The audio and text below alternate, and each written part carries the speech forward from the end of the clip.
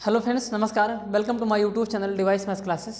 Friends, आप सभी को पता है कि हम जो 23 फरवरी को होने वाली आपकी बोर्ड परीक्षा है क्लास 12 की, उसके इम्पोर्टेंस क्वेश्चंस को करा रहे हैं, जिसमें हम क्वेश्चन मतलब कुल 7 प्रश्न जो है हम करा चुके हैं, जो कि हमारी पहली वाली क्लास में हुई है। तो अब हमारी होगी ये दूसरी वाली क्लास, और इसमें हम क्वेश्चन नंबर 8 से लेके क्वेश्चन नंबर कुछ आगे क्वेश्चंस को कराएंगे, और सारे के सारे ऐसे क्वेश्चंस कराए जाएंगे जो आपके एग्ज़ाम में पूछे जाते हैं बराबर। एक आध साल गैप करके आ जाता है, तो मतलब मोस्टली टाइम जो पूछा गया क्वेश्चन है, अधिकतम बार जो पूछा गया क्वेश्चन है वो कराएंगे। तो यहाँ पे जितने भी क्वेश्चंस कराए जा रहे हैं सब के सब इंपॉर्टेंट हैं। आपको ये सारे क्वेश्चन जो है देख के करके जाने हैं परीक्षा हाल में। अगर आप देख के जाएंगे तो पक्का है जो है आप अच्छा वहाँ से करके आएंगे। यही सब क्वेश्चन आपको वहाँ देखने को मिलने वाला है। और कुल मिला के कहना ये चाह रहे हैं कि जो क्लास है वो इम्पॉर्टेंट है, जो भी क्वेश्चंस लिए गए हैं वो इम्पॉर्टेंट क्वेश्चंस हैं, और 8 नंबर और 5 नंबर वाले क्वेश्चंस यहाँ पे डिस्कशन किए जा रहे हैं। तो चलिए बढ़ते हैं आज की इस इम्पॉर्टेंट क्वेश्चंस की क्लास में, जिसमें क्वेश्चन नंबर 8 में कह रहा है कि निम्नलिखित रेखा युग्मों के बीच कोण ज्ञात कीजिए, यानी कि find the angle between the given pair of lines. यानी कि हमारे पास दो रेखाएँ दी गई हैं, इनके बीच का हमें निकालना है कोण। और ये जो दोनों रेखाएँ दी गई हैं ये 3D में है, यानी कि त्रिविमीय जो ज्यामिति होती है, यानी कि जो 3D ज्योमेट्री है, यानी कि equation of line in 3D form यहाँ पे दिया गया है, जो कि वेक्टर फॉर्म में दिया गया है। तो वेक्टर फॉर्म में इक्वेशन ऑफ लाइन यहाँ पे दिया गया है। तो हमें इनके बीच की, इन दोनों रेखाओं के बीच एंगल को निकालना है। तो चलिए देखते हैं कैसे इस सवाल को लगाते हैं। तो सबसे पहले आप सभी को बता देते हैं कि दो रेखाओं के बीच जो कोण बनता है वो रेखा जिस वेक्टर के पैरेलल है उनके बीच जो कोण बनता है उसी के बराबर होता है। जैसे कोई भी रेखा का जो सदिश रूप होता है या equation of line in vector form, वो होता है vector r equal to A vector plus lambda time B vector. तो ये होता है रेखा का समीकरण। ये क्या होगा? रेखा का समीकरण अपना यही होता है। यहाँ पे जो बी वेक्टर है वो ये वाली जो लाइन है, मान लेते हैं ये लाइन है जिसका इक्वेशन ये लिखा गया है, ये लाइन यल है। ये लाइन जिस वेक्टर के समांतर है वही अपना बी वेक्टर है, ठीक है। तो ये रेखा बी वेक्टर के समांतर है। तो यहाँ पे दो रेखाएं हैं, तो दोनों रेखाएं किसी न किसी वेक्टर के समांतर होंगी। तो उन दोनों रेखाओं, वो दोनों जो रेखाएं हैं वो जिस वेक्टर के समांतर हैं उनके बीच जो कोण बनेगा वही उन दोनों रेखाओं के बीच कोण होगा। तो यहाँ पे एक बार लिख दे रहे हैं कि सबसे पहले तो हमारा जो बी वेक्टर है वो क्या है, ए वेक्टर है वो क्या है। और जो मतलब ए वेक्टर यहाँ जरूरी नहीं है, मतलब पहली वाली रेखा जिस वेक्टर के पैरेलल है उसको हम लोग b1 नाम दे देते हैं, और दूसरी वाली रेखा जिस वेक्टर के पैरेलल है उसको हम लोग b2 नाम दे देते हैं। तो पहली वाली रेखा देखिए ये लिखी गई है, तो इसमें जो होगा यहाँ पे लिख देंगे निम्नलिखित रेखाओं की तुलना, ऐसे लिख देंगे यहाँ पे निम्नलिखित रेखाओं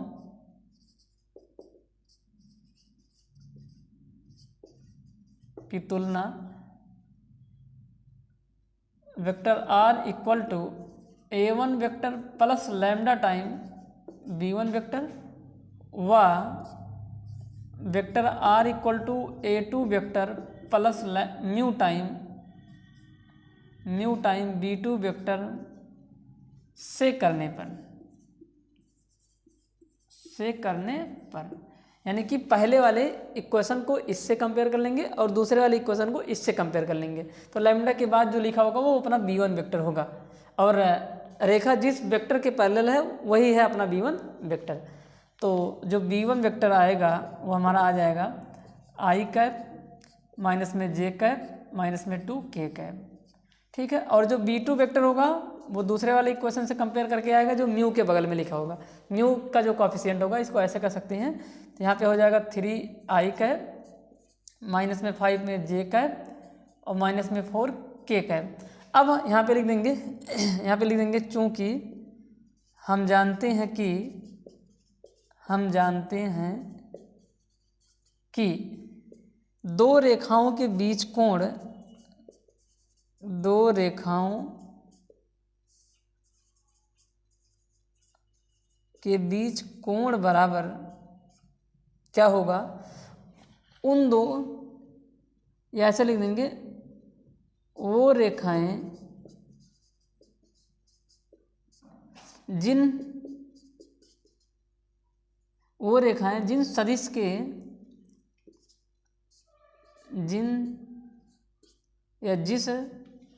वो रेखाएं जिस सदिश के समांतर हैं, उन सदिशों के बीच कोण के बराबर होंगे।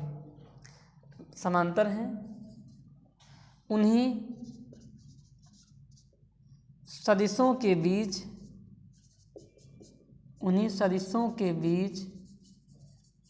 बनने वाले कोण के बराबर होगा। दो रेखाओं के बीच का कोण बराबर होगा, और रेखाएं जिस सदिश के समांतर हैं उन्हीं सदिशों के बीच बनने वाले कोण के बराबर होगा।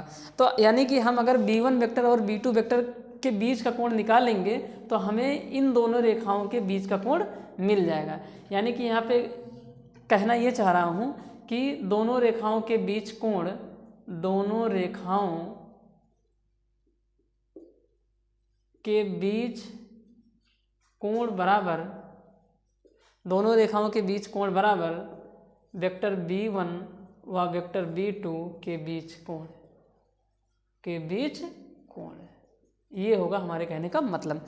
और दो सदिशों के बीच जो कोण होता है उनके निकालने का फार्मूला होगा, जैसे अगर b1 और b2 के बीच कोण निकाला जा रहा है तो क्या फार्मूला होगा, cos theta is equal to b1 vector dot b2 vector upon magnitude of b1 vector into magnitude of b2 vector. तो ये होता है दो सदिशों के बीच का कोण। तो अब हम लोग यहाँ पे ये चीज़ करेंगे। तो b1 वेक्टर और b2 वेक्टर का ले लेंगे क्रॉस, तो b1 वेक्टर अपना ये है, b2 वेक्टर ये है, यहाँ पे लिखेंगे।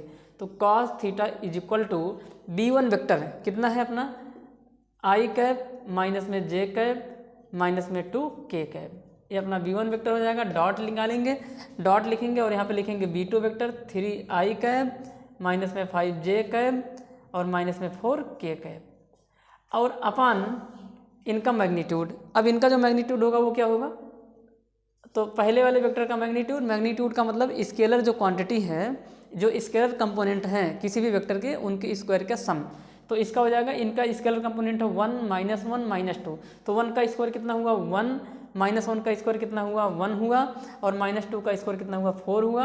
अब उसके बाद अगले वाले वेक्टर का यहाँ पे ले लेंगे क्या मैग्नीट्यूड, तो उसका कितना बन जाएगा 3 3 9 हो जाएगा, माइनस में -5 का स्क्वायर करेंगे तो 25 हो जाएगा और प्लस में हो जाएगा अपना 16। और इधर यहाँ पे प्रोडक्ट कराएंगे तो आई कैप का यहाँ पे हो जाएगा तो 3 आ जाएगा, डॉट प्रोडक्ट में खाली स्केलर कंपोनेंट को मल्टीप्लाई करा लिया जाएगा और यहाँ पे आ जाएगा प्लस में 5 और यहाँ पे हो जाएगा प्लस में 8 और यहाँ पे हो जाएगा रूट के अंदर ये 4 और 2 जोड़ेंगे तो 6 आ जाएगा और इनटू फिर यहाँ पे कितना बन जाएगा, ये 16 9 25, 25 में 25 जोड़ेंगे तो कितना बन जाएगा अपना यहाँ से 50 बन जाएगा।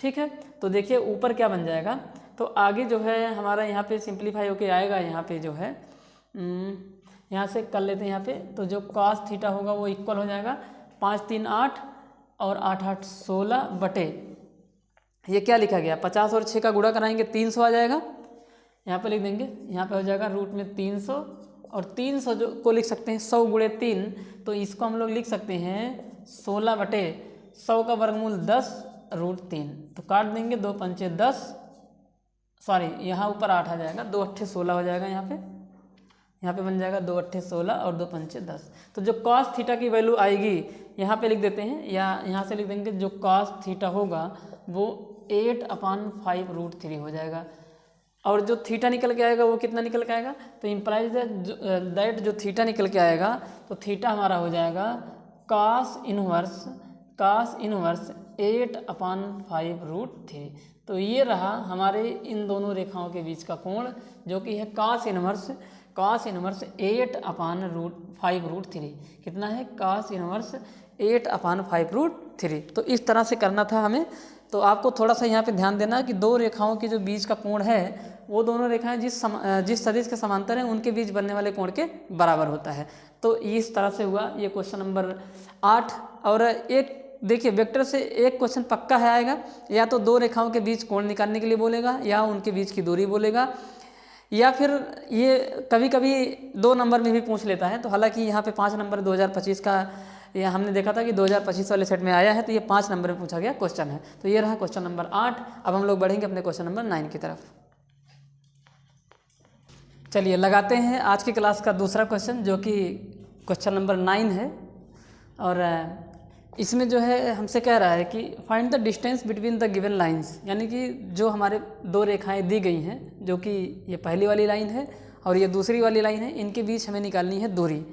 तो 2 रेखाओं के बीच दूरी निकालने के लिए सबसे पहले आपको ध्यान देना है कि अगर वो दोनों रेखाएं कार्तीय रूप में लिखे गए हैं, यानी कि उनका जो समीकरण है वो कार्तीय रूप में कार्टेशियन फॉर्म में लिखा गया है, तो सबसे पहले उसको बनाना पड़ेगा वेक्टर फॉर्म में। तो बिना वेक्टर फॉर्म में बनाए आप 2 रेखाओं के बीच की दूरी नहीं निकाल सकते हैं, क्योंकि बीच की दूरी निकालने का जो फार्मूला है वो वेक्टर फॉर्म में दिया गया है। तो कैसे जो है किसी कार्तीय रूप में लिखे हुए रेखा के समीकरण को सदिश रूप में कैसे बनाते हैं, वेक्टर फॉर्म में कैसे बनाते हैं, सबसे पहले आपको थोड़ा सा ये समझा दे रहा हूँ। तो वेक्टर फॉर्म में जो इक्वेशन ऑफ लाइन होता है, यानी कि सदिश रूप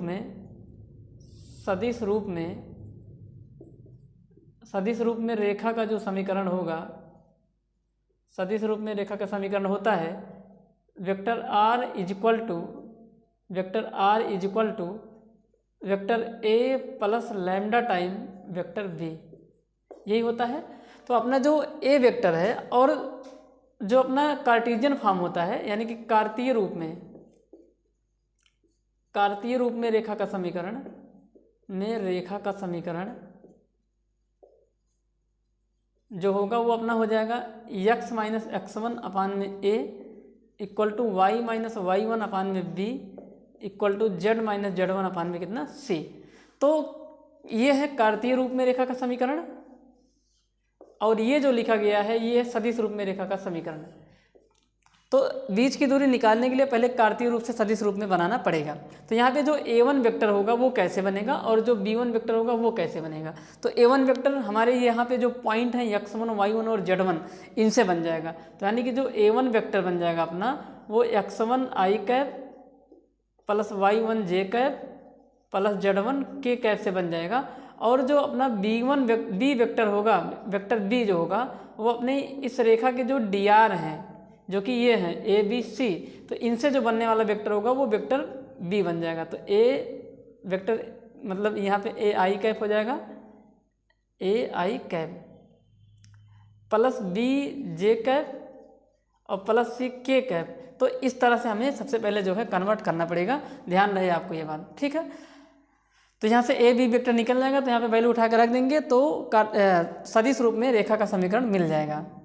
तो चलिए यहाँ पे इस चीज़ को हम लोग यहाँ पे करते हैं, लेकिन आप सभी को ये बात ध्यान में रखना होगा कि सदिश रूप में यहाँ से ए बी सी की वैल्यू को तब डिसाइड करना जब हमारा जो कार्तीय रूप में लिखा हुआ रेखा का समीकरण होगा उसमें x, y और z के गुणांक कितने होने चाहिए, 1 होने चाहिए। सबसे पहले आपको यही ध्यान देना है, ठीक है। तो अगर 1 नहीं है तो 1 बनाएंगे कॉमन लेके, फिर उस कॉमन ली हुई चीज़ को यहाँ नीचे ले आएंगे, तब जाके ए बी सी और यहाँ पे ए बी सी जिसे हम लोग DR बोलते हैं, डायरेक्शन रेशियो बोलते हैं, तब जाके उसको हम लोग यहाँ पे डिसाइड करेंगे। तो हमारा जो 2 इक्वेशन दिया गया है एक कार्तीय रूप में दिया गया है, और हम देख पा रहे हैं कि यहाँ पे जो x, y और z के गुणांक हैं वो 1 हैं, तो ऑलरेडी 1 है। बस हमको सिर्फ जो है a1 मतलब a और b वेक्टर बनाना है, और कार्तीय रूप में रेखा का समीकरण से हम जो है उसको वेक्टर फॉर्म में कन्वर्ट कर लेंगे। तो देखिए कैसे करते, ध्यान से देखिए। तो सबसे पहले यहाँ पे x1 y1 और z1, अब यहाँ पे x2 y2 और z2 है, क्योंकि 2 रेखाएं हैं तो x1 y1 z1 होगा और x2 y2 और z2 होगा। तो दोनों रेखाएं, तो इस रेखा का जो वेक्टर फॉर्म होगा, इस लाइन का जो वेक्टर फॉर्म होगा उसको हम लोग लिख लेते हैं थोड़ी देर के लिए। वेक्टर a1 यानी कि vector r equal to a1 vector plus lambda time b1 vector, और इसका जो है वो हो जाएगा vector r equal to a2 vector plus mu time b2 vector, ठीक है। तो यहाँ पे जो b वेक्टर लिया गया यहाँ पे b2 है, और यहाँ पे b1 है b की जगह पे, ठीक है। तो कैसे बनाएंगे ध्यान से सुनिए। तो सबसे पहले x+1 y+1 z+1 को 0 के बराबर करेंगे। जो x y और z की वैल्यू निकल के आएगी वो अपनी x1 y1 और z1 होगा। और यहाँ से जब 0 के बराबर करेंगे तो जो वैल्यू निकल के आएंगे x y और z के वो अपने x2 y2 और z2 होंगे। तो अपना जो a1 वेक्टर है वो x1 y1 और z1 से बन जाएगा और अपना जो a2 वेक्टर है वो x2 y2 और z2 से बन जाएगा। तो ये सारी चीज़ें यहाँ पे करने वाले हैं। तो डायरेक्ट यहाँ पे बता दे रहे हैं कि जो एक करके दिखा रहे हैं कि x+1 को 0 के बराबर करेंगे तो जो x की वैल्यू आएगी वो -1 आएगी। तो ये जो -1 निकल के आई है ये अपनी x1 की वैल्यू हो जाएगी। तो इसी प्रकार से यहाँ पे लिख देंगे इसी प्रकार जो अपना y1 होगा वो -1 आएगा और जो z1 होगा वो भी -1 आएगा, क्योंकि सबको 0 के बराबर यहाँ पे करना है। तो यहाँ पे तीनों जो है -1 के बराबर ही आएंगे, क्योंकि ऊपर सब +1 करके लिखा गया है। और यहाँ पे भी वैसे ही कर लेंगे। तो x2 की जो वैल्यू आएगी वो 3 आ जाएगी और जो y2 की वैल्यू आ जाएगी वो 5 आ जाएगी और जो z2 की वैल्यू आ जाएगी वो कितनी आ जाएगी 7 आ जाएगी। तरीका वही है कि इसको 0 के बराबर रख के देख लेंगे तो x की जो वैल्यू निकलेगी वो x2 होगा। इसको रखेंगे तो जो y की वैल्यू निकलेगा वो y2 होगा। इसको रखेंगे तो z की वैल्यू होगा वो z2 होगा। तो जब इसको रखेंगे तो x - 3 = 0 देन x = कितना हो जाएगा यहाँ पे 3 हो जाएगा। तो वही अपना x2 का वैल्यू होगा, ठीक है। अब यहाँ पे और साथ ही साथ यहाँ पे एक चीज़ और कि जो अपना a1 = वो 7 हो जाएगा, जो b1 है वो -6 हो जाएगा और जो c1 है वो 1 हो जाएगा और यहाँ से a2 अपना 1 b2 -2 और जो c2 होगा वो 1 के इक्वल हो जाएगा। तो यहाँ पे ये सारी चीज़ें बन गई। अब हम लोग जो है वेक्टर फॉर्म में बदल लेते हैं, ठीक है। तो चलिए बदलेंगे यहाँ पे। तो क्या बन जाएगा यहाँ से इक्वेशन ऑफ लाइन, हाँ। तो रेखा का समीकरण या सीधा यहाँ पे लिख ही देते हैं, रेखा का समीकरण सदिश रूप में, यानी कि वेक्टर फॉर्म में। तो पहली रेखा क्या है, वेक्टर r = a1 वेक्टर। तो a1 वेक्टर अपने पॉइंट से बनेंगे जो कि यहाँ पे हैं।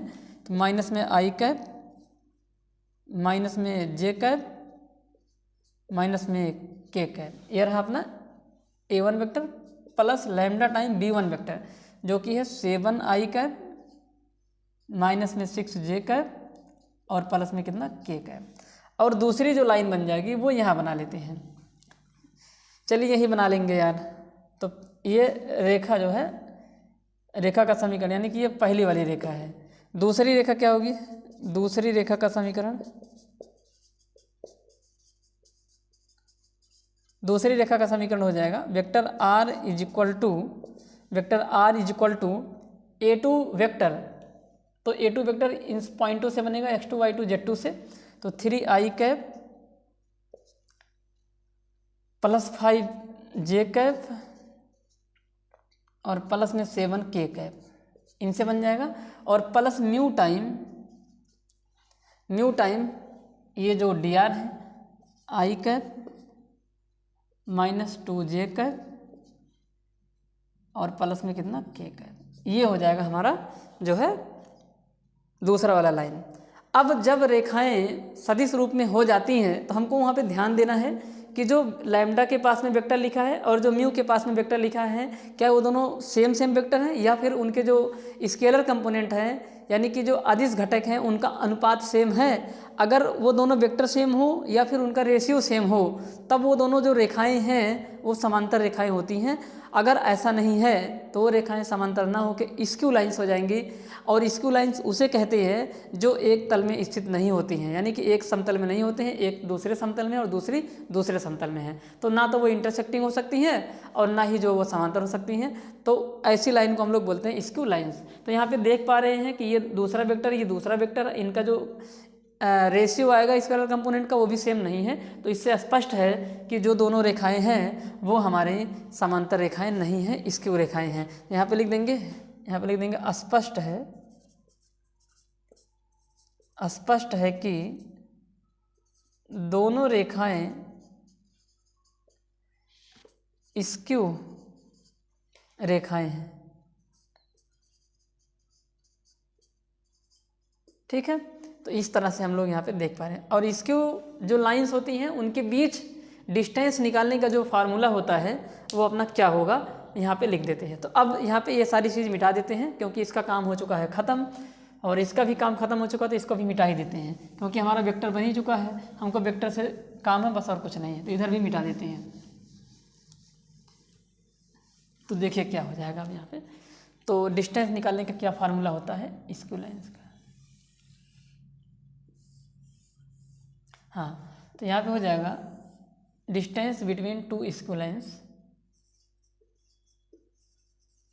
डिस्टेंस बिटवीन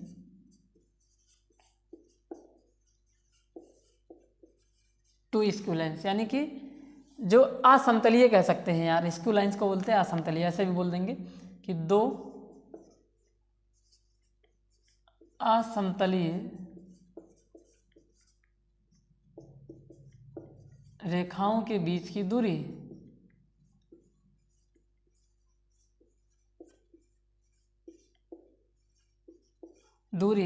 d बराबर यहाँ पे ये मॉड लगा रहे हैं तो हो जाएगा v1 vector cross v2 vector dot a2 vector minus में a1 vector upon magnitude of v1 vector cross में v2 वेक्टर, और ये अपना हो जाएगा क्या मॉड। तो देखिए ये मैग्नीट्यूड है और ये दोनों जो लिखे हैं ये मॉड हैं। क्यों मैग्नीट्यूड है? क्योंकि ये वेक्टर है और अपना जो डिस्टेंस होता है वो स्केलर क्वांटिटी होती है, यानी कि अदिश राशि होती है। तो अदिश राशि को मतलब सदिश राशि को अदिश बनाने के लिए उनका मैग्नीट्यूड निकाल लेते हैं।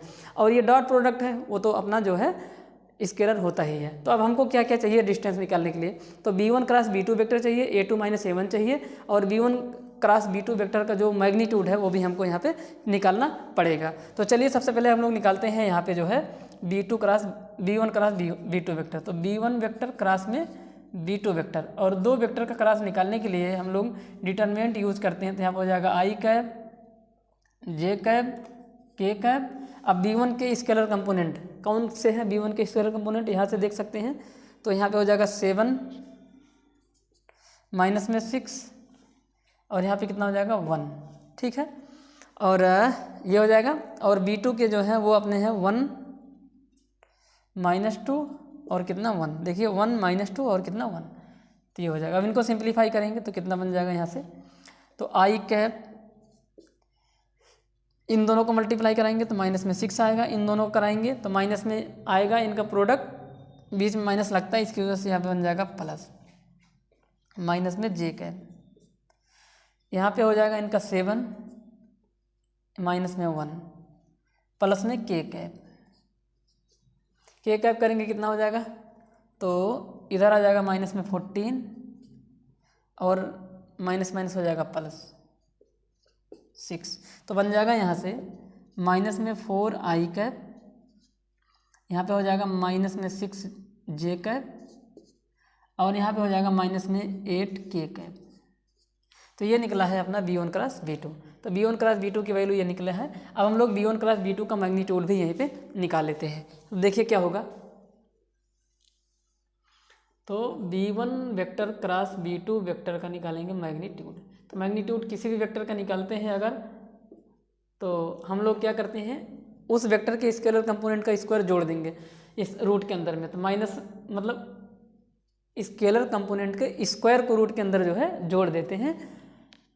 तो -4 का स्क्वायर हो जाएगा प्लस -6 का स्क्वायर, -6 है इसका स्क्वायर, प्लस -8 का स्क्वायर। तो यहाँ पे बन जाएगा रूट के अंदर 16 प्लस में 36 और यहाँ पे 64 हो जाएगा।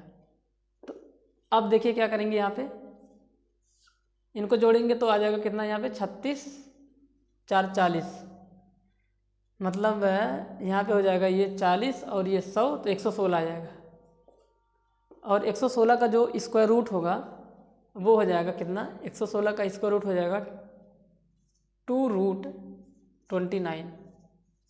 देखिए 116 का यहाँ पे निकालते हैं तो इसको 2 से डिवाइड करेंगे, 2 5 जा 10, 2 8 जा, और इधर 2 2 जा, 2 9 जा। अब ये 29 एक प्राइम नंबर है तो 29 से ही कटेगा, तो 2 का बन गया पेयर। तो ये निकल के आया अपना b1 क्रॉस b2 का मैग्नीट्यूड। तो ये है V1 क्रॉस V2 का मैग्नीट्यूड। तो हमारा V1 क्रॉस V2 का जो मैग्नीट्यूड है ये निकल के आ चुका है। अब हमको ज़रूरत है सूत्र के हिसाब से A2 माइनस A1, यहीं पे निकालेंगे A2 माइनस A1 को भी। ठीक है, तो इसको मिटा देते हैं, A2 माइनस A1 भी यहाँ पे निकालते हैं, A2 माइनस A1 वेक्टर। तो A2 माइनस A1 वेक्टर करेंगे तो A2 वेक्टर अपना कितना है, तो अपना जो A2 वेक्टर है वो दूसरे वाले इक्वेशन से मिलेगा, ये है 3i कैप प्लस में 5j cap plus 7k cap और माइनस लगाएंगे A1 वेक्टर। A1 वेक्टर है माइनस में i कैप माइनस में j कैप और माइनस में k कैप, ये अपना है A1 वेक्टर। अब इनको जो है सिंप्लीफाई करते हैं, तो ब्रैकेट खोलेंगे तो ये माइनस माइनस प्लस बन जाएगा, तो यहाँ हो जाएगा 4i कैप और ये भी प्लस बन जाएगा 6j कैप और ये भी प्लस बन जाएगा 8k कैप, ये अपना हो जाएगा A2 माइनस A1 वेक्टर। तो अब हम लोग क्या करेंगे, ये तमाम सारी वैल्यू उठा के यहाँ पे रख देंगे। ठीक है, तो यहाँ पे ये चीज़ कर देंगे, या फिर एक काम और कर लेते हैं जो है, चलिए यहाँ पे वैल्यू ही रख देते हैं, तो डिस्टेंस हमारा यहाँ पे निकल जाएगा। तो यहाँ पे सीधे निकाल लेंगे distance D is equal to क्या बन जाएगा यहाँ पे, तो D इज इक्वल टू, तो यहाँ पे देखिए V1 क्रॉस V2 वेक्टर तो अपना ये निकला है माइनस में 4i कैप माइनस में 6j कैप माइनस में 8k कैप, इसका डॉट लेंगे किसके साथ, A2 माइनस A1 के साथ। A2 माइनस A1 कितना है 4i कैप प्लस में 6j कैप और प्लस में 8k कैप, ये है अपना जो है A2 माइनस A1 वेक्टर। और अपान में मैग्नीट्यूड V1 क्रॉस V2 का कितना है 2√29 है, और इसका ले लेंगे यहाँ पे हम लोग मॉड, क्योंकि डिस्टेंस निगेटिव नहीं होगी, अगर ये निगेटिव आएगा तो मॉड उसको क्या कर देगा पॉजिटिव। तो डिस्टेंस इक्वल टू, यहाँ पे मल्टीप्लाई कराएंगे तो माइनस में 16 आ जाएगा, फिर यहाँ पे कराएंगे माइनस में 36 आ जाएगा, फिर यहाँ पे कराएंगे माइनस में 64 आ जाएगा, और अपान जो है 2√29। और देखिए इनको जब जोड़ेंगे, इन सब चीज़ों को जब जोड़ेंगे तो यहाँ से D की जो वैल्यू आएगी वो कितनी निकल के आएगी, तो D is equal to mod लगा ही है, जोड़ेंगे तो निगेटिव आएगा और वही आएगा 116 ही आएगा। तो मतलब ये हो जाएगा जो है अपना माइनस में 116 और अपान में जो है 2 एक काम कर, हाँ ठीक, अपान में 2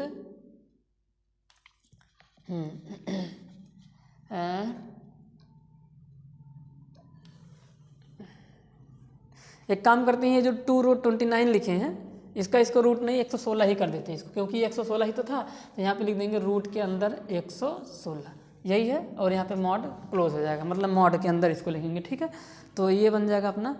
अब हम लोग क्या करते हैं, मॉड को ओपन कर देंगे, यहाँ पे कर देते हैं, यहाँ पे जगह नहीं है यहाँ पे। अब यहाँ पे मॉड, आपको पता है कि जब मॉड से वैल्यू निकालेंगे बाहर तो ये जो निगेटिव चीज़ ये क्या बन जाएगी, पॉजिटिव बन जाएगी। अरे यार, यहाँ पे सॉल्व करते हैं इसको। तो D इज इक्वल टू हो जाएगा अपना, D इज इक्वल टू, तो यहाँ पे ध्यान से देखिए, तो ये जो मॉड है जब ये हटेगा तो ये वैल्यू पॉजिटिव बन जाएगी, तो ये हो जाएगा 116 और बटे रूट में 116। अब ये जो 116 है इसको 2 बार 116 लिख सकते हैं ना, तो एक बार ये कट जाएगा। अब यहाँ पे लिख देते हैं, यहाँ पे बढ़िया से करते हैं, थोड़ा जगह लेके इसको मिटा ही देते हैं। इधर आप लोग नोट कर लिए होंगे, इसको मिटा देते हैं। चलिए पूरा मिटा के बढ़िया से कर लेते हैं इसको थोड़ा जगह में। चलिए देखिए क्या बन जाएगा यहाँ पे जो है, तो हमारा जो D है वो निकला है, हाँ, तो D निकल के आ चुका है कितना, 116 बटे रूट में 116। तो आप सभी को पता है कि इसको 2 बार 116 लिख सकते हैं रूट के अंदर, और अपान में जो है रूट में 116, एक बार कट जाएगा, तो जो D निकल के आएगा और रूट में हो जाएगा 116 यूनिट। तो ये रहा इन दोनों रेखाओं के बीच की दूरी, रूट के अंदर 116 यूनिट।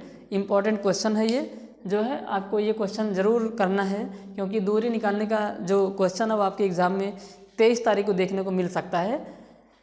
ठीक है, तो ये रहा आज की क्लास का दूसरा क्वेश्चन, और टोटल अगर बोलूँ तो ये रहा 9वां क्वेश्चन। ठीक है, तो अब हम लोग बढ़ते हैं अपने 10वें क्वेश्चन की तरफ। देखिए क्वेश्चन में बोला गया है कि यदि ए व बी मात्रक सदिश हैं, यानी कि यूनिट वेक्टर हैं, और थीटा जो है उनके बीच का कोण है, दोनों वेक्टर ए कैप और बी कैप के बीच जो एंगल है वो थीटा है, तो हमें सिद्ध करना है कि जो साइन थीटा बाई 2 है वो 1/2 मैग्नीट्यूड ऑफ या फिर mod of vector A cap minus में वेक्टर बी कैप है। तो ठीक है, यहाँ पे हमें इस चीज़ को प्रूफ करना है। तो देखिए बहुत ही आसान क्वेश्चन है, ये क्वेश्चन इंपॉर्टेंट है, ये भी आगे जो 23 तारीख को आपका एग्जाम है उसमें पूछा जा सकता है। तो देखिए कैसे लगाते हैं इस क्वेश्चन को, ध्यान से देखिए यहाँ पे जो है। तो इसको सॉल्व करते हैं। तो सबसे पहले तो यहाँ पे वेक्टर ए और वेक्टर बी यूनिट वेक्टर है, यहाँ पे लिखा है दिया है, यहाँ पे लिख देंगे क्या दिया है, क्या दिया है कि जो वेक्टर ए कैप है वह वेक्टर बी कैप है वो मात्रक सदिश है, यानी कि कौन सा वेक्टर है, यूनिट वेक्टर है, वो इंग्लिश में बोलते हैं मात्रक सदिश को यूनिट वेक्टर। तो अगर ये यूनिट वेक्टर है तो इनका जो मैग्नीट्यूड होगा, यानी कि vector A cap equal to 1 होगा और वेक्टर बी कैप का जो मैग्नीट्यूड होगा वो भी कितना होगा, 1 होगा, यानी कि वेक्टर ए कैप का भी मैग्नीट्यूड 1 होगा और वेक्टर बी कैप का भी मैग्नीट्यूड 1 होगा। ये होती है मात्रक सदिश की प्रॉपर्टी। ठीक है, अब हम को क्या करना है, जो हमें प्रूफ करना है उसका हम लोग लेते हैं राइट हैंड साइड। ठीक है, मतलब राइट हैंड साइड लेने का मतलब ये हुआ कि राइट हैंड साइड में हमको दिख रहा है कि यहाँ पे ए कैप माइनस बी कैप का मॉड लिया गया है। ठीक है, तो आपको एक चीज़ यहाँ पे समझा देते हैं, किसी भी वेक्टर का अगर हम 2 बार मल्टीप्लाई कराते हैं तो ये बन जाता है वेक्टर ए का स्क्वायर, और वेक्टर ए का जो स्क्वायर होगा वो मैग्नीट्यूड ऑफ वेक्टर ए का स्क्वायर होता है, यानी कि ये दोनों चीज़ें आपस में बराबर होंगी। तो ठीक जो है यहाँ पे वो काम हम लोग यहाँ पे करने वाले हैं। तो अगर हम लोग जो है वेक्टर ए कैप जो अपना होता है और माइनस में वेक्टर बी कैप, यानी कि vector A cap minus vector B cap का अगर हम लोग स्क्वायर ओपन कर दें ऐसे, तो ये क्या बन जाएगा, तो ये हो जाएगा वेक्टर ए कैप का square plus vector B cap का स्क्वायर माइनस 2ab होता है ना, माइनस में 2ab माइनस 2 इंटू ए, यानी कि vector A cap into B vector B cap. तो ये चीज़ जो है हम करेंगे। अब इस वाले फार्मूले से देखिए किसी भी वेक्टर का स्क्वायर उसके मैग्नीट्यूड के स्क्वायर के बराबर होगा।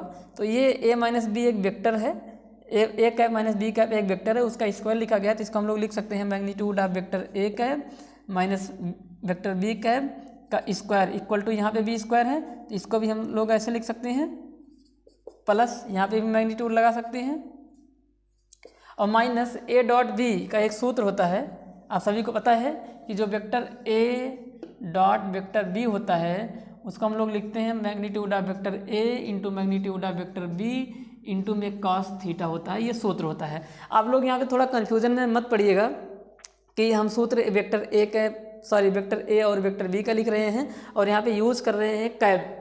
तो जो कैप होता है वो भी एक वेक्टर होता है, बस खासियत ये है कि उस वेक्टर का जो मैग्नीट्यूड होगा वो कितना होगा, 1 होगा। तो घबराइए मत, यहाँ पे ए कैप बी कैप भी एक वेक्टर ही होता है। ठीक है, बस इसके मैग्नीट्यूड का कोई पता नहीं है, पर इसका जो मैग्नीट्यूड होगा वो कितना होगा, 1 होगा।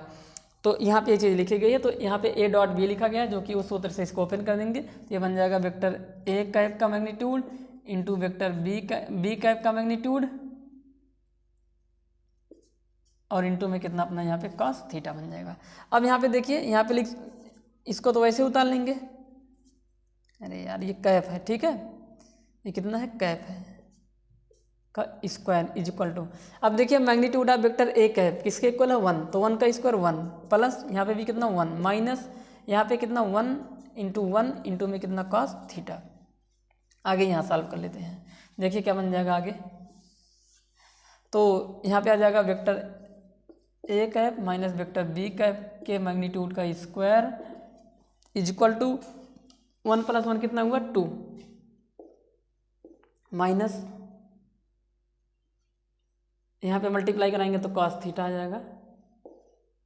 और यहाँ पे यार गड़बड़ हो गया क्या, यहाँ पे एक चीज़ छूट रहा है, 2 जो है यहाँ पे छूट गया, तो 2 को भी यहाँ पे लिख लेते हैं। ठीक है, तो यहाँ पे हो जाएगा अपना 2, अरे यार सही से लिखते हैं इसको, ठीक, तो यहाँ पे हो जाएगा 2 कॉस थीटा। अब सही है ये। अब यहाँ से 2 कॉमन ले लेंगे, तो यहाँ पे हो जाएगा vector A cap minus vector B cap का whole square equal to 2 common कर लेंगे, यहाँ से 2 कॉमन करेंगे तो हो जाएगा 1 माइनस कॉस थीटा, और यहाँ पे हो जाएगा vector A cap minus vector B cap का होल स्क्वायर और 2 इंटू ये जो 1 माइनस कॉस थीटा होता है इसका डायरेक्ट फार्मूला होगा, ये होता है 2 साइन स्क्वायर थीटा बाई 2। यहाँ पे साइड में लिख देंगे because 1 minus cos theta is equal to 2 sine square theta by 2, ये सूत्र है। तो यहाँ से देखेंगे तो ये 2 और 2 कुल मिला के जो है, अब अगर यहाँ से हम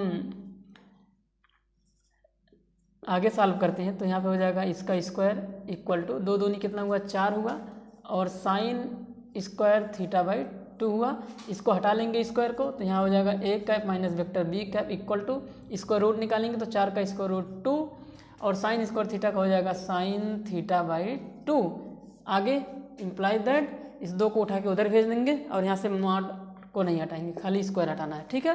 तो यहाँ पे बन जाएगा 1/2 मॉड में ए कैप माइनस में vector B cap equal to sine theta by 2। तो जो प्रूव करना था वो हमारा आ चुका है। तो इस तरह से यहाँ पे हमें प्रूव करना है, तो हो जाएगा हेंस प्रूव्ड है। तो इस तरह से हमको यहाँ पे करना था। तो ये फार्मूला लगा है और ये बातें आपको ध्यान में रखनी है, ठीक है। किसी भी वेक्टर को अगर 2 बार मल्टीप्लाई करते हैं तो उसका स्क्वायर होता है और स्क्वायर मैग्नीट्यूड के स्क्वायर के बराबर होगा। तो हमारे दिमाग में कहाँ से आया कि हमें A minus B A cap vector A cap मतलब vector A cap minus vector B cap का स्क्वायर करना है, क्योंकि हमको यहाँ से ये चीज़ दिखाई दे रही है। यहाँ पे लिखा ना vector A cap minus vector B cap, तो इससे पता चल रहा है कि अगर उसका स्क्वायर ओपन करेंगे तो ये आराम से प्रूफ हो जाएगा। तो ये रहा क्वेश्चन नंबर 10। अब हम लोग बढ़ते हैं क्वेश्चन नंबर 11 की तरफ। चलिए देखिए क्वेश्चन नंबर 11। क्वेश्चन नंबर 11 में जो है कह रहा कि इस दिए गए आव्यूह का हमें निकालना है प्रतिलोम आव्यूह, यानी कि इनवर्स मैट्रिक्स निकालना है गिवन मैट्रिक्स ए का। तो आप सभी को पहले तो एक बात बता देते हैं कि आपके बोर्ड एग्जाम में 2 क्वेश्चन में से एक क्वेश्चन पक्का पूछा जाएगा जो कि फिक्स है, और ये 8 नंबर का क्वेश्चन होगा। या फिर अगर सिर्फ इनवर्स पूछेगा तो 5 नंबर का होगा, अगर system of linear equation solve करने के लिए बोलेगा तो वो 8 नंबर का होगा। पर दोनों में से कोई एक क्वेश्चन आएगा ही, ये 100% गारंटी है। तो दोनों को यहाँ पे हम कराएंगे। तो सबसे पहले जो है इनवर्स निकालना सिखा दे रहे हैं। हालांकि हम अपने आंसर पेपर में इनवर्स निकालना, सिस्टम ऑफ लीनियर इक्वेशन सबको जो है सॉल्व करा चुके हैं, तो आप लोग वहाँ से भी उसको देख सकते हैं। फिलहाल ये क्वेश्चन हमें इंपॉर्टेंट लगा, इसलिए इसको यहाँ पे हम लोग करा रहे हैं, ठीक है। तो चलिए देखिए क्या करते हैं। हमें निकालना है इस गिवन मैट्रिक्स का इनवर्स, यानी कि आव्यूह ए का प्रतिलोम आव्यूह ज्ञात करना है, ठीक है। तो एक ये करा देंगे, अभी एक सिस्टम ऑफ लीनियर इक्वेशन हो जाएगा। इन दोनों में से कोई एक क्वेश्चन जरूर आपको 23 तारीख को देखने को मिलेगा। तो इंपॉर्टेंट क्वेश्चन है ये। तो क्या करते हैं, सबसे पहले इनवर्स निकालने के लिए आप सभी को बता देते हैं कि ए इनवर्स का एक फार्मूला होगा जो कि यहाँ पे होता है। सबसे पहले आपको फार्मूला लिख लेना ताकि आपको ये पता चल जाए कि क्या क्या चीज़ें लगती हैं इनवर्स निकालने के लिए। तो जो ए इनवर्स होता है वो determinant of A into adjoint of A के इक्वल होगा, ठीक है। तो ये चीज़ जो होती है ए इनवर्स का सूत्र होता है। तो ठीक है, तो अब यहाँ पे एडजॉइंट का होता है, एंड एडजॉइंट जो होता है वो किसी भी मैट्रिक्स को जब हम लोग डिटर्मिनेंट में बदल देते हैं और उस डिटर्मिनेंट के जब कोफैक्टर निकाल लेते हैं, कोफैक्टर से एक मैट्रिक्स बना लेंगे और उस मैट्रिक्स का ट्रांसपोज लेते हैं, तब जो एक मैट्रिक्स बनता है ट्रांसपोज लेने के बाद वही हमारा एडजॉइंट होता है। तो यानी कि adjoint of matrix adjoint of determinant matrix A equal to, adjoint एक मैट्रिक्स होता है तो adjoint of matrix A equal to, तो कोफैक्टर जो अपना मैट्रिक्स होता है उस कोफैक्टर मैट्रिक्स का ले लेंगे कि अपना यहाँ पे ट्रांसपोज। यही काम लोग यहाँ पे करते हैं। ट्रांसपोज का मतलब होगा परिवर्त आव्यूह। तो ठीक है, तो सबसे पहले हम लोग यहाँ पे निकालेंगे कोफैक्टर, और कोफैक्टर निकालने के लिए उस गिवन मैट्रिक्स का डिटर्मिनेंट में कन्वर्ट करना पड़ेगा, यानी कि डिटर्मिनेंट बनाना पड़ेगा उसका। तो यहाँ से ए डिटर्मिनेंट क्या होगा, तो वर्टिकल लाइन खींच देंगे तो यहाँ पे हो जाएगा 1 3 3 1 4 और यहाँ पे 3 और यहाँ पे 1 3 और यहाँ पे कितना 4। तो ये हो गया अपना डिटर्मिनेंट। अब इस डिटर्मिनेंट की वैल्यू निकालेंगे, तो डिटर्मिनेंट ए की वैल्यू निकल के कितनी आ जाएगी, देख लीजिए यहाँ पे वैल्यू की ज़रूरत पड़ेगी। तो यहाँ पे हो जाएगा 1 अब इन दोनों को मल्टीप्लाई करेंगे, ये मतलब R1 के सापेक्ष इसको एक्सपेंड कर दे रहे हैं, तो R1 के हर एक एलिमेंट को ढकना है और R1 का वो एलिमेंट जिस कॉलम में आएगा उसको भी आपको ढक लेना है। तो हम सबसे पहले इसको मतलब R1 का पहला एलिमेंट पकड़ रहे हैं जो कि पहले वाले रो और पहले वाले कॉलम में आ रहा है, तो ये और ये ढकेंगे। अब जो बचेंगे उनको सॉल्व कर लेंगे, तो 4 चौक 16 हो जाएगा, -3 3 9 हो जाएगा। ये माइनस से खुलेगा, अब ये ढका जाएगा, ये ढका जाएगा, तो इनका यहाँ पे होगा 4 माइनस इनका यहाँ पे होगा 3। फिर ये प्लस से खुल जाएगा, कितना बन जाएगा आगे, ये गया तो 3 1 के 3 हो जाएगा और -4 1 के 4 हो जाएगा। थोड़ा सॉल्व करेंगे तो 16 से 9 हो जाएगा 7 हो जाएगा, 7 का 1 में मल्टीप्लाई होगा तो 7 आ जाएगा। -4 से 3 जाएगा, कितना आ जाएगा 1 का 3 में गुणा होगा तो 3 आ जाएगा। और 3 से 4 जाएगा -1 का 3 में होगा तो माइनस में 3 हो जाएगा। अब यहाँ पे ध्यान से देखिए आप लोग, तो ये 7 और -3 माइनस में 6 और 7 से 6 जाएगा, कितना आ जाएगा 1 आ जाएगा। तो जो डिटर्मिनेंट ए की वैल्यू निकल के आएगी वो 1 के इक्वल आई है, तो डिटर्मिनेंट ए 1 के बराबर आ गया। अब हम लोग निकालेंगे कोफैक्टर, और कोफैक्टर हर एक एलिमेंट का निकलता है।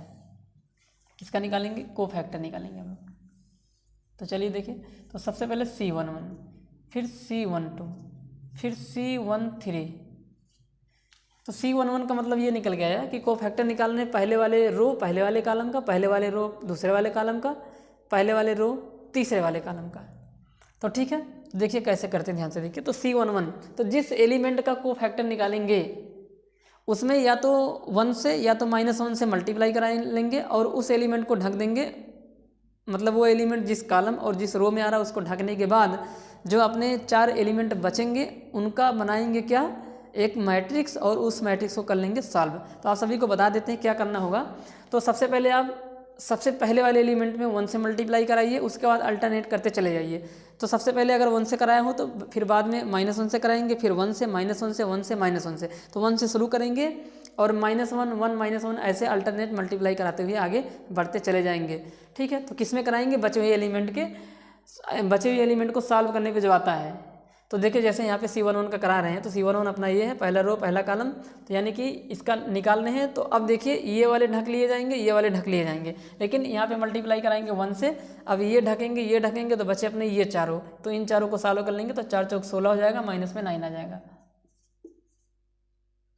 और 16 से 9 जाएगा, कितना आ जाएगा 7 आ जाएगा। आगे C12, अब यहाँ पे 1 से करा लिया, अब -1 से कराएंगे। C12 मतलब ये वाला पहला रो दूसरा कॉलम, तो ये गया, तो अपने पास ये 4 एलिमेंट बच जाएंगे, ये चारों, 2 ये 2 ये, तो ये और ये गया, तो बचेगा कितना अपना ये, तो 4 1 के 4 हो जाएगा, -3 1 के 3 हो जाएगा, और 4 से 3 जाएगा तो आ जाएगा 1, माइनस से मल्टीप्लाई हो तो माइनस में 1। अब 1 3, तो 1 3 का मतलब ये और ये गया, तो 3 1 के 3 आ जाएगा यहाँ पे। अब यहाँ 1 से मल्टीप्लाई कराएंगे, अब जल्दी से करते थोड़ा, 3 1 के 3 हो जाएगा और -4 1 के 4 हो जाएगा, तो 3 से 4 जाएगा, कितना आ जाएगा, माइनस में 1 आ जाएगा। 1 से -1 मल्टीप्लाई करेंगे तो -1 ही आएगा। तो अब C21 का निकालेंगे, फिर C22 का निकालेंगे, फिर C23 का निकालेंगे। तो देखिए C21 का क्या होगा, तो अब C21, तो यहाँ पे 1 हो चुका है, अब -1 फिर 1 फिर -1 ऐसे कर लेते हैं, सही रहेगा ये। तो -1 से कराना है मल्टीप्लाई C21 में, तो 21 का मतलब ये एलिमेंट है, तो ये गया तो अपने ये चारों बचेंगे, तो 4 3 12 हो जाएगा, -3 1 के 3 हो जाएगा, सॉरी 3 3 का 9 हो जाएगा। अब 12 से 9 जाएगा, कितना आ जाएगा 3, और 3 से -1 मल्टीप्लाई करेंगे तो माइनस में 3 आ जाएगा। आगे C22, तो ये गया, ये तो जाएगा ही जाएगा, तो ये बच जाएंगे, तो 4 1 के 4 हो जाएगा, -3 1 के 3 हो जाएगा, और 4 से 3 जाएगा, कितना आ जाएगा 1 से गुणा कराएंगे 1 आएगा। C23, तो ये और ये, तो अपने बचेंगे कौन से, ये और ये, तो 3 1 के 3 माइनस हो जाएगा ना यहाँ पे, तो 3 1 के 3 और माइनस में जो है 3 1 के 3, तो यहाँ तो 0 आ जाएगा यहाँ पे। तो ठीक है, तो यहाँ पे जो है C23 की वैल्यू किसके इक्वल आ जाएगी, यहाँ पे 0 आ जाएगी। आगे फिर जो है हम लोग निकालेंगे C31, C32 C33, इन तीनों का भी निकाल लेते हैं। तो C31, तो यहाँ पे -1 से मल्टीप्लाई कराया था, 1 से कराऊंगा, फिर -1 से कराऊंगा, फिर 1 से कराऊंगा। तो यह ध्यान में रखना है आपको। तो C31, तो 31 मतलब ये है, तो ये वाला रो, ये वाला कॉलम, तो बचे ये अपने। तो 3 3 का 9 हो जाएगा, और -4 3 12 हो जाएगा, और 9 से 12 जाएगा तो माइनस में 3 आएगा, 1 से मल्टीप्लाई करेंगे, कोई प्रभाव नहीं पड़ेगा। C32 मतलब ये गया, ये गया, तो आपके अपने पास बचेंगे ये और ये, तो 3 1 के 3 हो जाएगा। थोड़ा सावधानी से एग्जाम में करिएगा आप लोग, यहाँ पे गलत होने के बहुत चांस रहते हैं, ठीक है। तो हमने एक बार फिर से यहाँ पे 32 मतलब ये और ये, तो अपना 3 1 के 3 हुआ, C32 है ना यहाँ पे, तो यही है, तो ये और ये, तो 3 1 के 3 माइनस में 3, तो कितना बन जाएगा यहाँ पे 0 हो जाएगा। आगे C33 मतलब ये, तो ये गया, तो 4 1 के 4 हुआ, और माइनस में 3 1 के 3 हुआ, तो 4 से 3 जाएगा, कितना आ जाएगा यहाँ पे 1, तो यहाँ पे 1 बन जाएगा। अब जो हमारे ये कोफैक्टर निकले हैं, इनको जो है, इनका बनाएंगे एक मैट्रिक्स। तो now adjoint of A is equal to, एक मैट्रिक्स बनाएंगे अपने कोफैक्टर से, तो बन जाएगा अपना 7 माइनस में 1 माइनस में 3, फिर जो है माइनस में नहीं, 7 माइनस में 1 माइनस में 1 है, यहाँ पे गलत हो जाएगा अभी। आगे कितना है, माइनस में 3 1 0, फिर कितना है माइनस में 3 0 माइनस में 1 है। अब इसका ले लेंगे ट्रांसपोज, तो एडजॉइंट निकल जाएगा अपना। तो adjoint of A is equal to, तो ट्रांसपोज में रो का कॉलम और कॉलम को रो कर लेते हैं, तो इस रो को कॉलम बना देंगे, तो 7 माइनस 1 माइनस 1, आगे माइनस में 3 1 0 माइनस में 3 0 माइनस में 1 आ जाएगा। तो ये है हमारा जो है एडजॉइंट ऑफ ए। अब हम लोग निकालेंगे सीधा inverse. Now A inverse equal to, formula क्या है, 1 अपॉन डिटर्मिनेंट ऑफ ए जो कि 1 है, इंटू एडजॉइंट ऑफ ए जो कि ये है 7 माइनस में 3 माइनस में 3 माइनस में 1 1 0 माइनस में 1 0 माइनस में कितना 1। तो अब 1 से मल्टीप्लाई कराने का कोई मतलब है नहीं, वही उतरेगा, तो हो जाएगा 7 माइनस में 3 माइनस में 3 माइनस में 1 1 0 माइनस में 1 0 माइनस में 1, तो ये निकल के आया हमारा इन्वर्स, ठीक है। तो ए इन्वर्स की वैल्यू ये निकली है। तो ये पूरा प्रोसेस आपको करना होगा, एक बार आंसर चेक करा लेते हैं। तो 7 माइनस में 3 माइनस में 3 माइनस 1 1 0, और यहाँ पे उसके बाद कितना है माइनस में 1 0, कितना है यार माइनस में 1 0, और यहाँ पे 1 है, कहीं मिस्टेक हो गया क्या लास्ट में, C33 का 1 1 है, यहाँ पे थोड़ा गलती से लिख दिया हूँ। यहाँ पे जो एडजॉइंट जब हम लोग यहाँ पे लिख रहे थे, तो यहाँ पे लास्ट में ना माइनस कहाँ गया यार, हाँ, तो -3 था, 0 था, और ये 1 है, ये -1 नहीं है, कितना है ये 1 है, और यहाँ पे भी सही क्या लेंगे, जो है कहाँ गया -3 0, और ये कितना है 1 है, तो -3 0 और ये 1 है, यहाँ पे भी कितना 1 है। तो ये थोड़ा सा मिस्टेक हो रहा था, अब सही हो गया है ये। तो इस तरह से किया जाएगा, इस तरह से इन्वर्स हम लोग यहाँ पे निकालते हैं। तो ये रहा इन्वर्स निकालने का एक क्वेश्चन जो कि इम्पोर्टेंट है, पूछा जाएगा आपके एग्जाम में, या तो ये पूछा जाएगा, या तो जो है आपको सिस्टम ऑफ लीनियर इक्वेशन निकालने के लिए बोला जाएगा। तो अब हम लोग एक क्वेश्चन करते हैं सिस्टम ऑफ लीनियर इक्वेशन का, फिर आगे देखेंगे, जैसा होगा आगे क्वेश्चन करेंगे, ठीक है। बाकी हम अपने अंसाल पेपर को कराए हुए हैं, आप वहाँ से जाइएगा और भी तमाम सारे क्वेश्चन देख लीजिएगा जो आपको लगता है ये इंपॉर्टेंट है। आपके पास अंसाल पेपर होगा तो आप भी थोड़ा ऑब्जर्व कर चुके होंगे कि यहाँ कौन सा क्वेश्चन इंपॉर्टेंट है, कौन सा नहीं है। ऐसे देखें तो पूरी किताब इंपॉर्टेंट है, ठीक है। तो फिर भी उसमें से जो ज़्यादा इंपॉर्टेंट है वो क्वेश्चन हम यहाँ पे करा दे रहे हैं, ठीक है। तो चलिए बढ़ते हैं अपने क्वेश्चन नंबर 12 की तरफ। देखिए क्वेश्चन में कह रहा है कि solve the following system of linear equation by matrix method, यानी कि आव्यूह विधि से जो है, यहाँ पे लिखे नहीं है linear equation by matrix method, ठीक है। तो ये क्वेश्चन में हमसे कह रहा है, तो आव्यूह विधि से इसका हमें जो है इसको सॉल्व करना है, यानी कि एक्स वाई और जेड की वैल्यू को निकालना है मैट्रिक्स मेथड से। तो कैसे करते हैं ध्यान से देखिए इसको, तो इन्वर्स निकालने वाला या फिर जो है सिस्टम ऑफ लीनियर इक्वेशन, इनमें से कोई एक क्वेश्चन जरूर आपको देखने को मिलेगा। ये आएगा तो 8 नंबर का आएगा, वो आएगा वो भी 8 नंबर का आ सकता है, पर कभी कभी वो 5 नंबर में भी पूछा जाता है। लेकिन इसका तो पक्का है कि ये 8 नंबर में ही पूछा जाएगा। तो चलिए देखिए कैसे इसको जो है सॉल्व करते हैं। तो जब भी system of linear equation solve करने के लिए आता है तो हमको एक इक्वेशन पता होना चाहिए, और वो इक्वेशन है अपना जो है, हाँ, तो इक्वेशन यहाँ पे एक समीकरण होता है, उसी समीकरण में वैल्यू रखनी होती है। समीकरण अपना है x equal to A inverse B. इसी समीकरण में जो है अपनी वैल्यू को रख देंगे उठा के, जहाँ पे x, ए इनवर्स और b तीनों यहाँ पे आव्यूह होते हैं। यहाँ पे लिख देंगे जहाँ x ए इनवर्स, जहाँ x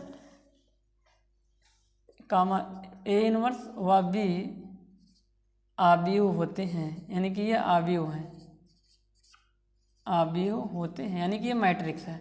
अब ये x मैट्रिक्स कैसे बनेगा, और ये ए इनवर्स कैसे होगा, और जो बी मैट्रिक्स कैसे होगा, यहाँ पे थोड़ा सा यहाँ पे बता देते हैं। तो जो x मैट्रिक्स होगा वो वेरिएबल से जो बनने वाला मैट्रिक्स है, तो जो कि अपना हो जाएगा x, y और z, ये x मैट्रिक्स होगा। ए इनवर्स तो आव्यूह ए का इनवर्स, नहीं, हाँ, आव्यूह ए का इनवर्स, सही है, आव्यूह ए का प्रतिलोम आव्यूह है ए इनवर्स, प्रतिलोम आव्यूह। अब ये आव्यूह ए कैसे बनेगा, यानी कि मैट्रिक्स ए कैसे बनेगा, तो जो अपना यहाँ पे कोफिशिएंट वाला मैटर है, सब गुणांक जो है, उन गुणांकों से जो आव्यूह बनेगा उसी को हम लोग ए आव्यूह नाम देंगे। ठीक है, तो जो बी बनेगा वो अपना जो है, जो कांस्टेंट आए हैं, जो अचर राशियाँ आई हैं, इनसे बनने वाला आव्यूह होगा, जो कि अपना 1, 7 और कितना है 2। तो ये 3 मैट्रिक्स बनाएंगे, और जो ए मैट्रिक्स है उसको भी साथ में बना लेते हैं। तो ए मैट्रिक्स बन जाएगा अपना कोफिशिएंट से बनने वाला मैट्रिक्स। तो कोफिशिएंट कौन है, तो 1, 1, 2 है। पहले इक्वेशन में 1, फिर 1 और कितना है 2 है, दूसरे में है 3, फिर कितना है 2, फिर कितना है 1 है, और तीसरे में है 2, 1 और यहाँ पे कितना है 3 है। तो ये जो निकल के आया है, ये जो मैट्रिक्स बना है, ये ए मैट्रिक्स है, और इसी का जो इन्वर्स होगा वो ए इन्वर्स हो जाएगा। तो यहाँ पे ये चीज़ जो है हमको यहाँ पे करनी है, तो 3 वैल्यू निकाल लेंगे और यहाँ पे उठा के रख देंगे, इसको इक्वेशन नंबर फर्स्ट मान लेते हैं। ठीक है, तो उम्मीद करता हूँ कितना आपको समझ में आया होगा। अब इन्वर्स कैसे निकालेंगे, तो सबसे पहला काम ही है इन्वर्स निकालना, और अभी जस्ट इसके पहले वाले क्वेश्चन में हमने आपको सिखाया कि इन्वर्स निकालने के लिए क्या करते हैं। तो इन्वर्स के निकालने के लिए हमको पता है कि इन्वर्स का एक फार्मूला होता है कि जो ए इन्वर्स होता है, कहाँ गया अपना, जो यहाँ पे लिख देते हैं कि जो ए इन्वर्स होगा वो क्या होता है, 1 determinant of A into adjoint of A होता है। तो इस फार्मूले में रखेंगे तो ए इन्वर्स हमारा निकल जाएगा। तो चलिए एक एक करके जो है चीज़ों को यहाँ पे करते हैं, देखिए कैसे इसको किया जाएगा। तो एक बार इसको चेक कर लेते हैं, ए सही लिखा हूँ कि नहीं, 1, 1, 2, 3, 2, 1 और 2, 1, 3 सही है। अब हम लोग सबसे पहले ए इन्वर्स को निकालेंगे। तो ए इन्वर्स निकालने के लिए सबसे पहले हम लोग डिटर्मिनेंट ए की वैल्यू को निकालेंगे। तो डिटर्मिनेंट क्या होगा, तो डिटर्मिनेंट बनाने के लिए हम अपने उस मैट्रिक्स को वर्टिकल लाइनों के अंदर लिख लेंगे। तो ये बन जाएगा 1, 1, 2 और यहाँ पे हो जाएगा 3, 2, 1 और यहाँ पे हो जाएगा 2, 1, 3। अब जल्दी से डिटर्मिनेंट की वैल्यू निकाल लेते हैं, कितना बन जाएगा ये। तो अभी जस्ट आपने देखा था कैसे करते हैं, तो आपकी बार सीधा जल्दी से कर देते हैं। तो ये हो जाएगा 2, 3, 6 माइनस 1, 1 के 1 माइनस में 1 और ये हो जाएगा 3, 3 का 9 माइनस 2, 1 के 2 और यहाँ पे हो जाएगा जो है उसके बाद प्लस में 2, उसके बाद 3 माइनस में 4। तो सिंप्लीफाई करेंगे कितना आ जाएगा यहाँ से, तो 6 में से 1 जाएगा 5 और इधर कितना हो जाएगा माइनस 9 में से 2 गए 7 तो माइनस में 7, इधर 3 से 4 जाएगा माइनस में 1 तो माइनस में 2 हो जाएगा। कितना बन जाएगा ये 5 माइनस में 9 तो बन जाएगा अपना कितना यहाँ से माइनस में 4। तो ये रहा डिटर्मिनेंट ए की वैल्यू। एक बार चेक कर लेते हैं गलत तो नहीं है। तो 3 दूनी 6 हो जाएगा, 1 1 के 1 हो जाएगा, 6 से 1 जाएगा कितना जाएगा 5। ठीक है, उसके बाद जो है 3 3 का 9 हो जाएगा माइनस में 2 हो जाएगा, 9 से 2 जाएगा कितना आ जाएगा 7 और 7 का इसमें होगा तो माइनस में 7 आ जाएगा। और उसके बाद जो है 3 1 के 3 माइनस में 4 तो माइनस में 1 आ जाएगा, तो माइनस में 2 आ जाएगा, तो बन जाएगा अपना 7 2 9, 5 माइनस 9 माइनस में 4। सही है, डिटर्मिनेंट ए की जो वैल्यू आई है वो माइनस में 4 के इक्वल आ गई है। अब हम लोग एडजॉइंट निकालने के लिए कोफैक्टर निकालेंगे। अभी आपने देखा था कि कोफैक्टर का जो मैट्रिक्स बनाते हैं उसका लेना पड़ता है ट्रांसपोज, तो हमारा निकल जाता है एडजॉइंट। तो कोफैक्टर निकालेंगे हम लोग यहाँ पे।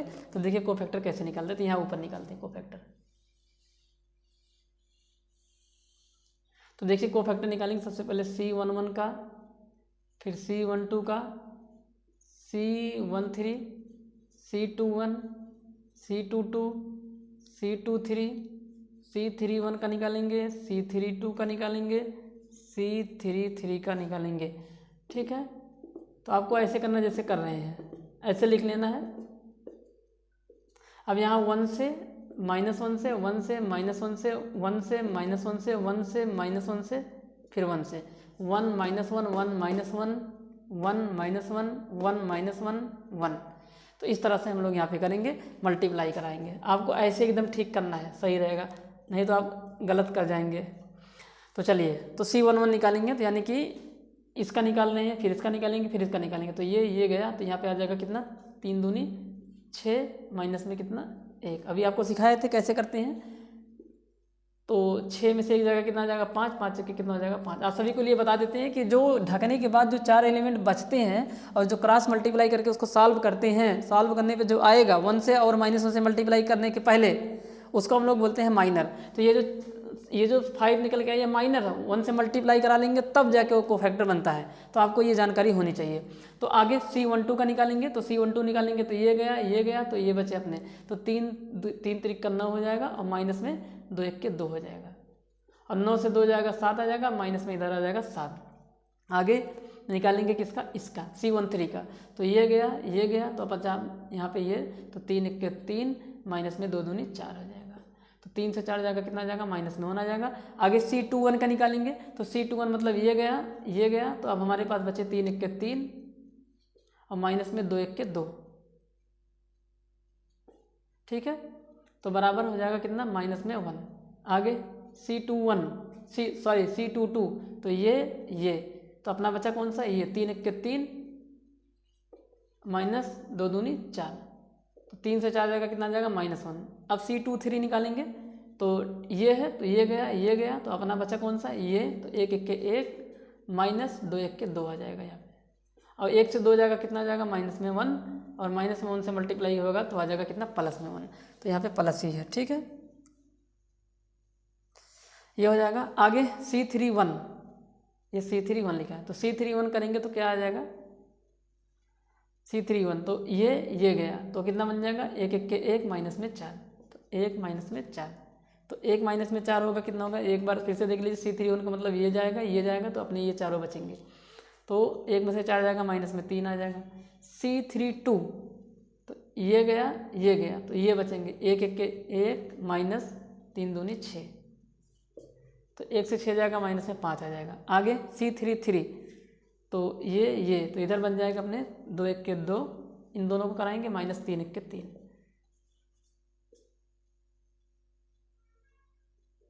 कितना हो जाएगा, ये 3 है। ठीक है, तो 2 से 3 जाएगा, कितना आ जाएगा, माइनस में 1।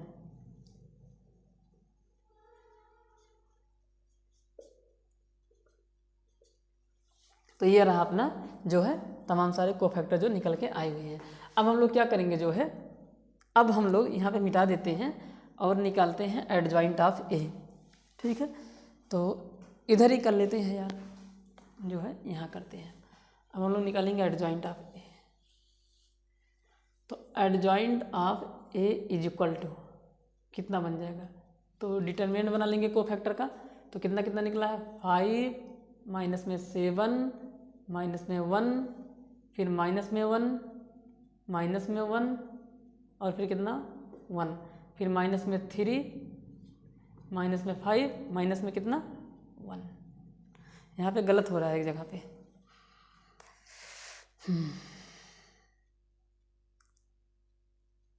यहाँ पे गलत हो रहा है, तो 1 से जाएगा 6, तो -5, एक ऑलरेडी माइनस बैठा हुआ है, तो यहाँ पे आएगा प्लस में 5। एक तो यहाँ गलती हो रही थी, इसको देख लिए।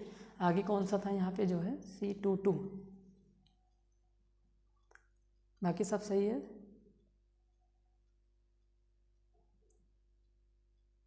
बाकी सब सही है। तो 5 1 फिर इधर माइनस में 1, इसका लेना पड़ेगा ट्रांसपोज। तो adjoint of A is equal to,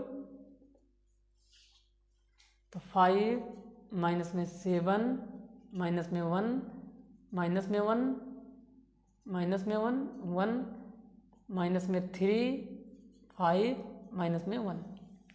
ठीक है, तो ये बन जाएगा अपना एडजॉइंट ऑफ ए। तो हमारा एडजॉइंट निकल चुका, डिटर्मिनेंट निकल चुका। अब हम लोग निकालेंगे ए इनवर्स।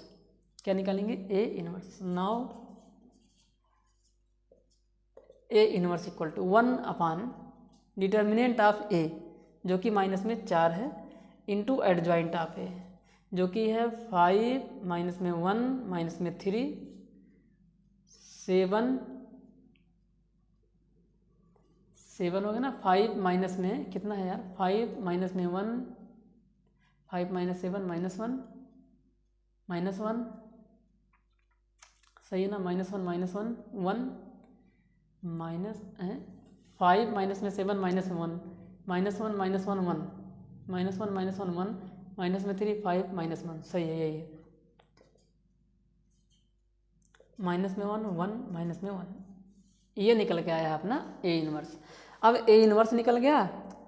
अब हम लोग निकाल लेंगे, अब ये सारा जो है ए इनवर्स की वैल्यू, बी की वैल्यू, एक्स की वैल्यू सबको वहाँ उठा के रख लेंगे। तो हमारा जो निकल जाएगा, क्या हमारा निकल जाएगा उसके बाद जो है एक्स वाई जेड की वैल्यू।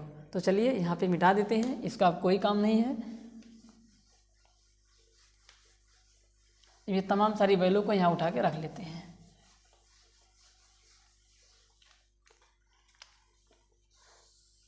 यहाँ पर लिख देंगे समीकरण 1 में सभी मान रखने पर, समीकरण 1 में सभी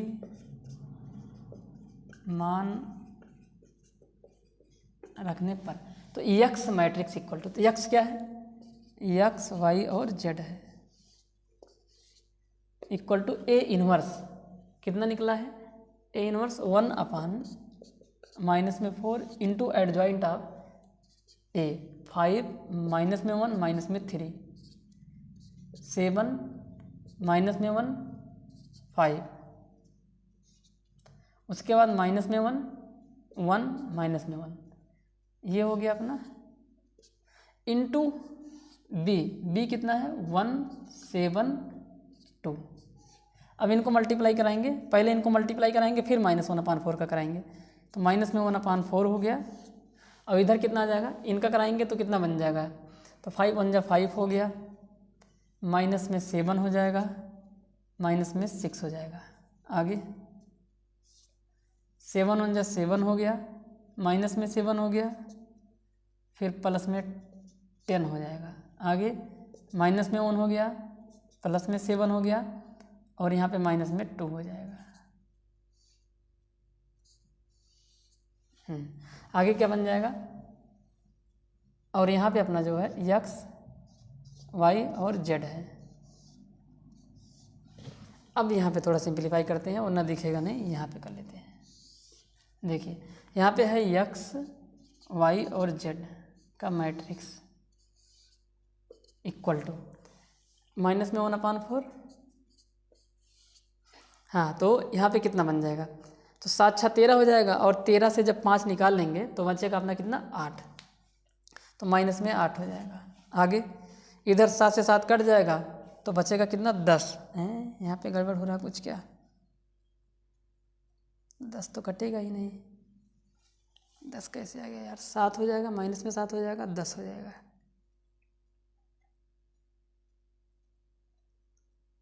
और यहाँ पे जो है 2 1 3 हो जाएगा, 4 हो जाएगा। यहाँ तो सही है यार, इधर थोड़ा कहीं मिस्टेक लग रहा है। जो है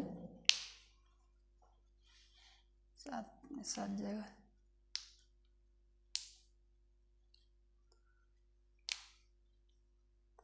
यहाँ -7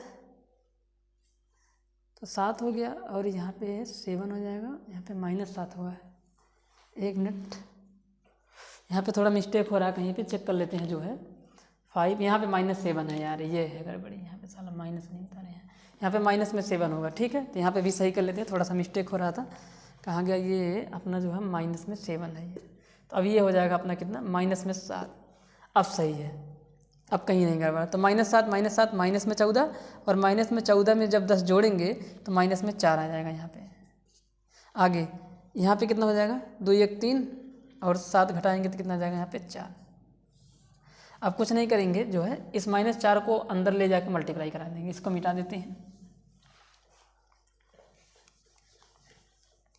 एक स्टेप यहाँ आ जाएगा, यहाँ कर लेते हैं। तो यहाँ x y और z इक्वल टू, जब ये अंदर जाएगा माइनस, यहाँ पे हो जाएगा 2, माइनस माइनस प्लस हो जाएगा, फिर यहाँ पे भी, यहाँ पे कितना आ जाएगा 1, और यहाँ पे हो जाएगा माइनस में 1। तो ये रहा हमारा जो है। अब यहाँ से कंपेयर कर लेंगे, और जैसे ही यहाँ पे कंपेयर करेंगे तो x की वैल्यू 2 निकल के आ जाएगी, और y की वैल्यू 1 निकलेगी, और जो z होगा वो -1 के इक्वल हो जाएगा। तो ये रहा हमारा आंसर, फाइनली आंसर निकल के ये आ जाएगा। तो x बराबर 2, y बराबर 1 और z बराबर -1 था। यहाँ पे बहुत मिस्टेक होता है, जैसे कि आपने देखा है कि हमसे ही कितना मिस्टेक हुआ है। तो ज़रा सा भी अगर आप इधर उधर डाइवर्ट होंगे तो आप ज़रूर गलती करेंगे, तो बहुत ही सावधानीपूर्वक इसको करना होगा। आप इसमें कई सारे क्वेश्चन जब लगा लेते तब जाके जल्दी से इसको कर पाएंगे, वरना टाइम तो लगता ही इसको करने में, साथ ही साथ मिस्टेक होने के भी चांसेस बहुत ज़्यादा रहते हैं। तो ये रहा सिस्टम ऑफ लीनियर इक्वेशन का क्वेश्चन। तो 2 क्वेश्चन में से एक क्वेश्चन जरूर आपको देखने को मिलेगा, तो आप अच्छे से तैयार करके जाइएगा। ये फिक्स क्वेश्चन होते हैं, ठीक है। एक ये, दूसरा जो लीनियर प्रोग्रामिंग का होता है वो भी 5 नंबर का एक फिक्स क्वेश्चन आपको देखने को मिलेगा। तो ये रहा क्वेश्चन नंबर 12 का, मतलब क्वेश्चन नंबर 12 है। तो अब जो है हम लोग बढ़ते हैं अपने क्वेश्चन नंबर 13 की तरफ, ठीक है। तो देखते हैं क्वेश्चन नंबर 13 में क्या है। देखिए ये जो क्वेश्चन है, क्वेश्चन नंबर 13, कौन सा क्वेश्चन है ये, 13 नंबर है। तो क्वेश्चन नंबर 13 जो है, ये क्वेश्चन बहुत ज़्यादा इम्पॉर्टेंट है, और इस क्वेश्चन को जो है आपको ज़रूर करके जाना है। ये क्वेश्चन आने के पूरे चांसेस हैं, और इस क्वेश्चन को हम जो है कराए हुए हैं। आप लोग हमारे अंसाल पेपर पे जाइएगा, 2025 का अंसाल पेपर है, और ये सेट नंबर 1 है, जिसका कोड है 324 IX, और इसमें क्वेश्चन नंबर 5वें के बी वाले पार्ट में हमने इस क्वेश्चन को कराया है, अभी जल्दी इसको किए हैं। तो आप लोग वहाँ से जाइएगा, क्वेश्चन नंबर 5वें का जो बी वाला पार्ट है, तो उसमें हम जो है इस क्वेश्चन को कराए हुए हैं। तो आप लोग इस क्वेश्चन को ज़रूर वहाँ से जाके कर लीजिएगा, ये क्वेश्चन बहुत ज़्यादा इंपॉर्टेंट है। तो ठीक है, तो ये आपको करना है, इसको मिस नहीं कर सकते हैं, ये क्वेश्चन इंपॉर्टेंट कह सकते हैं, ठीक है। तो अब जो है आज की क्लास में बस इतना ही करते हैं। अब दूसरे क्लास में मिलते हैं अपने इम्पॉर्टेंट क्वेश्चन के साथ। तो आज के लिए बस इतना ही। अगर वीडियो पसंद आए तो वीडियो को लाइक ज़रूर कर दें, और मेरे चैनल को अपने दोस्तों में ज़रूर शेयर करें, ताकि उनको भी हमारे इस क्लास का जो है वो लाभ मिल सके। तो वीडियो को शेयर ज़रूर कर दीजिएगा। और एक बार फिर से बता दे रहे हैं, आप थोड़ा सा मेहनत कर लीजिए, आपके पास जो भी समय बचा हुआ है, ताकि आप वहाँ एग्ज़ाम हॉल में जाइए तो फिर आपको क्वेश्चंस आते रहें और अच्छा नंबर आपको मिल सके, ठीक है। तो ये क्वेश्चन ज़रूर आप लोग देख के जाइएगा, ये सारे के सारे क्वेश्चन बहुत ज़्यादा इंपॉर्टेंट हैं। और भी अगर तमाम क्वेश्चन आपको करने हैं तो आप अंसाल पेपर हमने कराया हुआ है, आप जल्दी जल्दी जो है वीडियो की स्पीड को बढ़ाइए, और आप अधिक से अधिक क्वेश्चन और जो है करने की कोशिश करिए। तो मिलते हैं अपने किसी दूसरे वीडियो में, आज के लिए बस इतना ही।